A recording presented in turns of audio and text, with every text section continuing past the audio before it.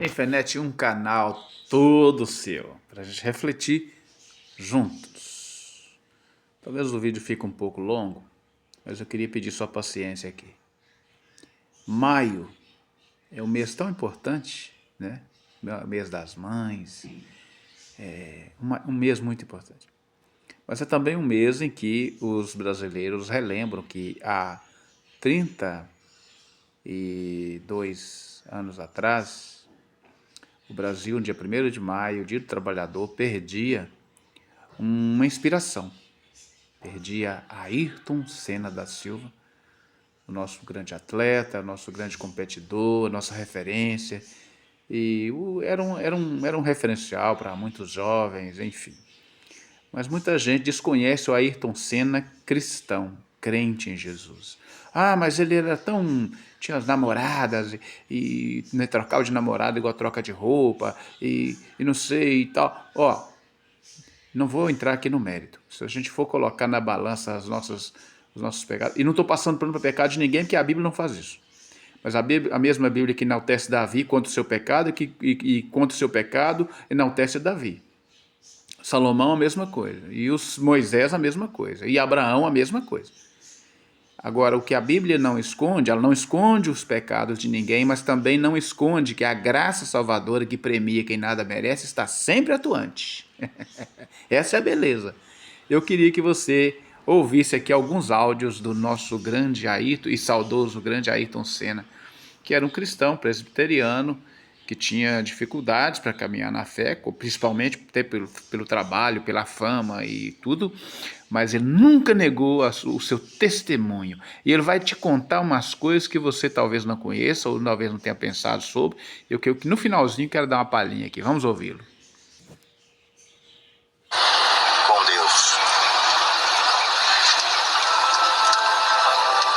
É muito difícil falar de Deus, é muito difícil sentir Deus. E eu tive o privilégio de ter essa experiência. E para ser prático, no mundo que a gente vive, para sentir tem que ser a realidade. Eu tive essa experiência. Isso aconteceu no Grande Prêmio do Japão. Mais claramente para mim, na última volta da corrida, na volta que ia me dar a vitória, finalmente, do campeonato, eu comecei agradecendo que eu estava fazendo a última volta. Eu comecei a agradecer, porque eu não conseguia nem mesmo acreditar que eu ia vencer finalmente o campeonato, a corrida, em torno daquela ansiedade tremenda, daquela tensão. E eu senti a presença dele, eu visualizei, eu vi. Foi uma coisa especial na minha vida, foi uma sensação enorme. E é uma coisa que eu tenho gravada na minha memória e eu tenho como parte de mim. E eu acho que foi um privilégio que eu tive que pouca gente tem ou teve. Eu prezo muito isso. Que bonito ouvir isso. Aí, Senna! Me fala de um instante. Corta para mim. Com Deus. Então, vamos ouvir mais depois. Ele teve a experiência de ver. Pouca gente teve. Ele diz isso. E ele sabia. Ele se conhecia e sabia o quanto ele era indigno e merecedor disso. Essa é a beleza. Porque geralmente quem vê Deus, quem tem uma visão, ele parece que carrega uma auréola, né? Ah, um santo. E o cara aí, o orgulho, a arrogância assume o sujeito. Porque ele viu Deus. Eu lembro que quando ele... naquela semana, que é a morte do Ayrton Senna, ninguém falava outra coisa. E eu nem sabia, eu tinha, em 94, né, eu tinha uns 15 anos, sei lá. Eu nem sabia quem era Ayrton Senna, porque no meu tempo de criança eu não via televisão, né? Então, nem sabia quem era Ayrton Senna. Aí eu, sempre curioso, quem é esse sujeito? E fui ouvir. E lá em casa só se ouvia rádio evangélica, né? A Marumbi de Florianópolis. E a Marumbi só falava de Senna. E havia um debate ali. Eu lembro com os filhos do saudoso Matheus Jensen. E eles debatendo, não, o Senna era crente.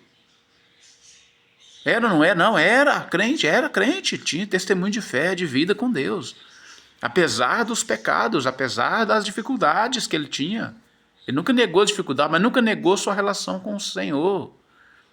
Aí chega um irmão lá em casa, irmão João Barbosa, saudoso irmão João Barbosa, e aí o assunto, né, até ele, fala, eu estava assistindo a televisão ali na casa de alguém, como é que é a vida de um homem sem Deus quando ele parte. Eu falei, opa, irmão João, era um adolescente, não, irmão João, ele era um homem que tinha relação com Deus. Não, aí eu falei, aí ele saiu contando, disse que ele viu o anjo do Senhor, e na época eu não entendi, porque eu não tinha conhecimento desse vídeo. O Senna testemunhando que ele viu o Senhor. Ele viu, você já viu? Você aí que é católico, roxo, ou evangélico roxo, protestante roxo, você já viu o Senhor? O Senna viu. E mudou a vida dele, ele diz isso. Nunca entrou no carro para fazer uma corrida sem antes ter com ele no carro a Bíblia, sem orar, sem falar com o Senhor. Inclusive ele fez isso no dia da sua morte. Quando ele entrou pela última vez no carro, entrou vivo, né? 1º de maio de 1994. O Senna que você não conhecia. O Senna crente.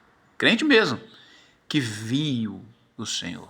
Talvez coisas que você, 200 anos de religião, nunca viu. Que eu pude experimentar toda essa força, ter essa experiência que eu tive, foi algo que eu não larguei mais e não pretendo largar, porque é uma experiência fantástica e ela funcionou como ainda funciona muito, não só no momento de dificuldade, mas também em alegria, onde de certa forma você consegue curtir melhor ainda os bons momentos. Faz preces, por exemplo, antes de uma corrida? Eu oro. Toda vez que eu entrava no carro, me dava mais paz, me dava mais tranquilidade.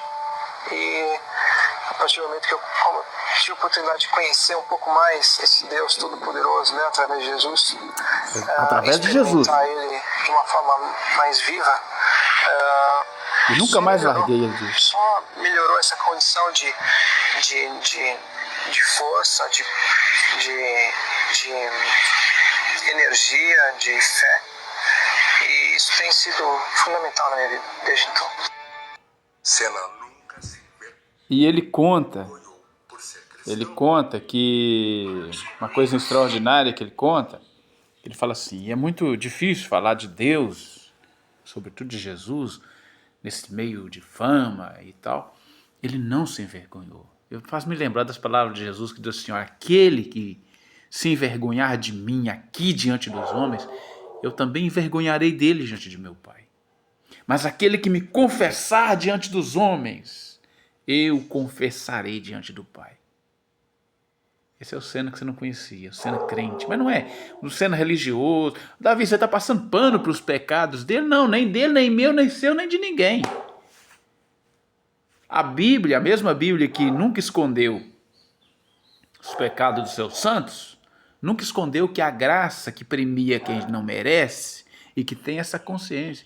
Eu não mereço, eu sei dos meus pecados, a minha luta contra eles. Eu não mereço. Mas a graça premia quem nada merece. Isso é graça. E se não for isso, não é graça, meu Deus do céu. Ele está dizendo o seguinte, eu não mereço. Mas eu vi, eu tenho experiência. Um dia eu vi o Senhor, isso mudou radicalmente a minha vida. Sabe onde ele viu o Senhor? Lá no Japão, não é no Brasil.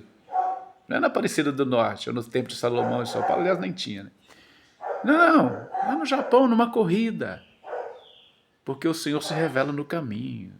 Lembra de Paulo? Então, no caminho. Ele quer revelar a você. Você jovem, ou você coroa como eu, do tempo de Ayrton Senna, ele quer revelar-se a você. Fale com ele. Senna só falou com ele. Começou a sentir a presença e viu. Por mais que ele já tenha me falado, inclusive meu nome, Davi, já tenha falado comigo, eu ainda não tive uma visão nas minhas peregrinações. Talvez eu ainda não vi o que o Senna viu. Agora, eu tenho relações com ele. Vendo ou não vendo, ouvindo ou não ouvindo, mas tenha relações com o Senhor. Fale com ele, deixe ele falar com você. Talvez ele está falando exatamente com você. É hora de retomar, apesar dos teus muitos pecados. Ele sabe deles melhor que você. E sabe do quanto você carece da graça que premia quem nada merece. Você é o caso? Então, abraça essa graça em nome de Jesus. Deus lhe abençoe.